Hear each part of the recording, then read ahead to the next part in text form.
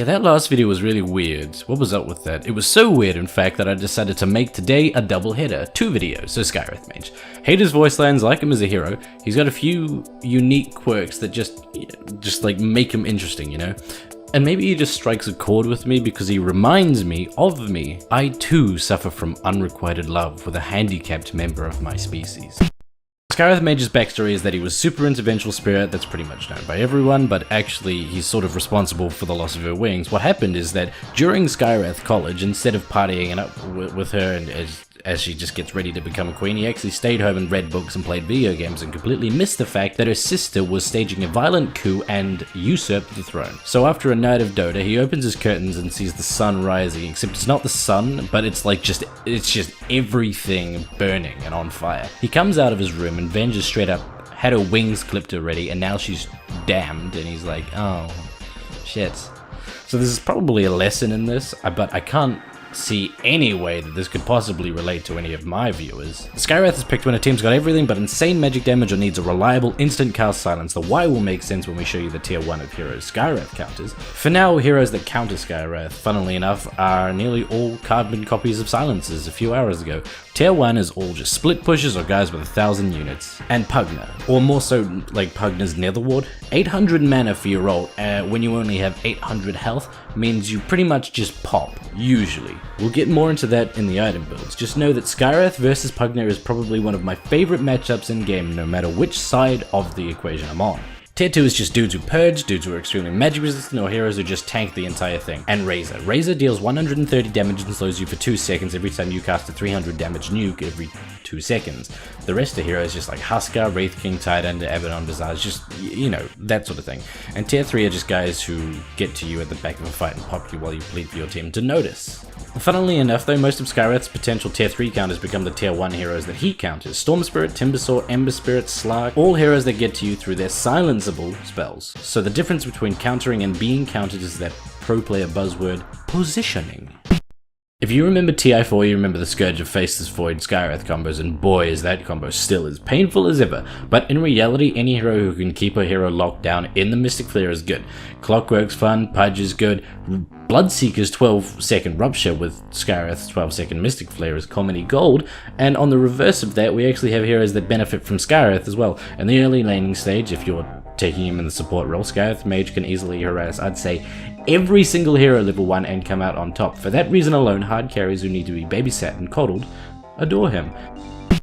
Remember those days when the only way to play was about crazy oddball builds? Well, this skill build is the most standard cookie cutter thing there is. There is an exception. In some games, if you're a support against an escape hero, you could max silence first. Under no circumstance will you ever max slow.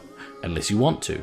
I'm not your dad. I'm just a friendly avatar created by a conglomerate to steal your money. Arcane Bolt is basically just your auto attack. It travels at 500 units and can't be disjointed, but we all know that. We've seen the videos of Bloodseekers on 5 HP sprinting back to the fountain with a bolt tickling their bum. We max it just because it's good, solid, cheap damage.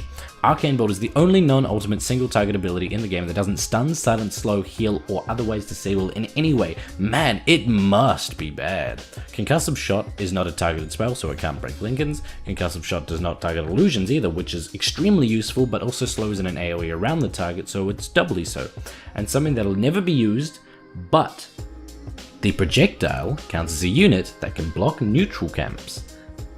Mystic Flare also completely ignores illusions and frustratingly has a 0.1 cast animation. You'd assume that would be good, but it's frustrating in the sense that you can't actually cancel it at the last second and position it somewhere else. As the piggy said to the frog, you have to commit. I feel like I never actually say this, but this item build is for a mid Skywrath. A true support Skywrath just needs to look at this tab and mix and match. He's not getting money for anything else. With Skywrath scaling with stats more than most, we come out swinging with a Null Talisman and 2 Iron Branches. No regen here, boys! To be fair, I guess you could actually just get Tango's Pool or something, I don't know. With Null Talisman and the branches, you have about 470 mana, which ends up being around 7 Arcane Bolts, which ends up being around 800 damage. This is the bit where I remind you that no hero starts the game with over 800 health. Enjoy! Rush that bottle, then pick up Arcane Boots for basically just a bigger mana pool. The regen doesn't matter as much because a bit of farming and a kill usually takes all your mana, and a trip back to Fountain is just more efficient. The bottle is just for health, ganking, and keeping your mana mana pool up, pick up a wand or another null with just some infused raindrops or like a windlace for just some quick stats while we rush our first core item, Rod of Atos. But Edge, we already have a slow, isn't that a waste? I hear your cries, sexy voice fan, but Atos plus Concussive actually ends up being a 100% slow and the health and intelligence is all used. I don't think there's an item in this game better than Atos for Skywrath, but I'm maybe biased. Atos is one of those shunned items that no one really wants to pick up, and I just have a lot of empathy for that, you know? Maybe I go it just to make it not feel bad about never being picked up. After Atos, to help with the trip home, disassemble your arcanes and invest in Boots of Travel. We can store that energy booster in case of Bloodstone or Octarine Core. Both are pretty good, but more important than that is a nice Yules.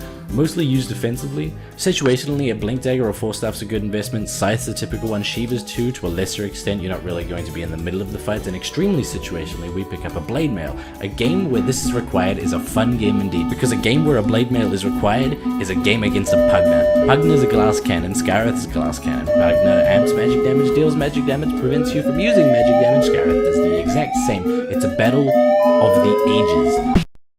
Skywrath Mage is pretty good. Did you know that? Crazy, right? He's great right out of the gate too, which means those early rune clashes are actually primed for some kills. Afterwards, go to mid, spam your spells, and not just on the enemy mid laner. Skywrath and Oracle are heroes that don't actually have to do that terrifying choice between two creeps steadily going down in health at the exact same rate. I panic in those scenarios and I try to get both and end up getting none. You know exactly what I'm talking about because you've done the exact same thing too.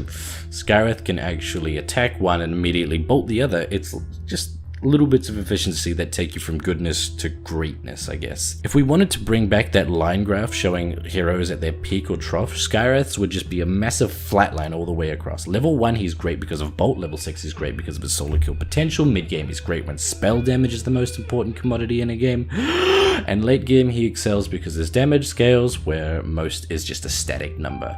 But I think the most important thing to mention that I haven't yet is the fact that if you're playing Skywrath Mage, you are not playing against Skywrath Mage. You don't have to hear him kill you and destroy you with that stupid chicken taunt. This episode was brought to you by these pledges.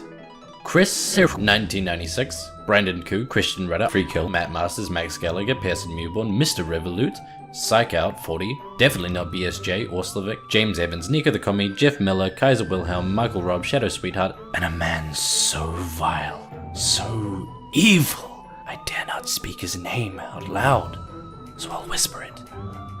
Evil motherfucking jellyfish. Aaron Tang, Jacob Miller, Russell Talbot, Frosty Knee, Usable Lobster, I'm a Sheep Fucker, Caduceus, Anthony Silverstone, Itai Efrat, Noble Chernobyl, Sam Goodberry, Magic Green Justice, Mason Lee Mills, Max of S2D, Red, It's Ya Boy, Kerrison, Parker Bukowski, Redolus, Epica, X Edge, hashtag Yowie is Life, Meme Arrow Mental Support, Snuggly Wuggums, Kevin Lorenz, Lord Herbert Ninny Bottoms, Malacot, Chestnut, Yavis McGee, Tsunami Shadow, Wing, Martin Thoreau, John Boone, and Rhett Mitchell.